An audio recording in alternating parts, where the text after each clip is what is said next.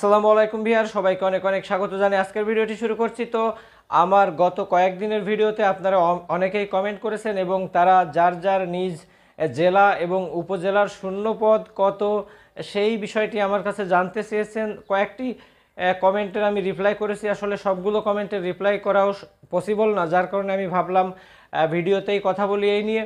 তো আমি বলবো যে আপনারা ইন্টারনেট থেকে বা বিভিন্ন ইউটিউব চ্যানেল থেকে বা ফেসবুক গ্রুপ থেকে শূন্যপদের যে তথ্যটা পাচ্ছেন, এই তথ্যগুলোর আসলে সত্যতা একেবারেই কতটুকু আমি অবশ্য এই সত্যতায় বিশ্বাসী নই।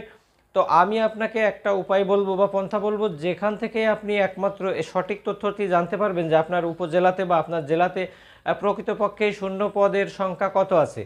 তো আপনাকে অবশ্যই এই শূন্যপদের সংখ্যা জানতে হলে আপনার জেলা প্রাথমিক শিক্ষা অফিসে অথবা আপনার উপজেলা শিক্ষা প্রাথমিক অফিসে যেয়ে ওখান থেকে যে সিস্টেম অপারেটর অর্থাৎ যে তথ্য প্রযুক্তি সেক্টর বা কম্পিউটার সেকশনে যারা চাকরি করেন বা যারা কম্পিউটারে চাকরি করেন ওনাদের সাথে যদি আপনারা কথা বলেন বা ওনাদের যদি আপনি একটু অনুনয় বিনয় বা একটু নম্রতা ভদ্রতার সাথে আপনারা জানতে চান যে আমাদের এই উপজেলায় প্রাথমিক বিদ্যালয় সহকারী শিক্ষক পদের শূন্য পদের সংখ্যা কত, তো অবশ্যই ওনারাই একমাত্র সঠিক তথ্য আপনাকে দিতে পারবে। অর্থাৎ আপনার জেলায় হোক বা উপজেলায় হোক, যদি আপনি শিক্ষা অফিসে যেতে পারেন এবং সেখানে যে ওনাদের কাছে আপনি তথ্য চাইতে পারেন, এটাই সর্বোত্তম এবং সবথেকে ভালো উপায় আপনার শূন্যপদের সংখ্যা জানা। তাছাড়া ইউটিউব চ্যানেল বা বিভিন্ন জায়গায় কমেন্ট করে আসলে শূন্যপদের সংখ্যা জানতে চাইলে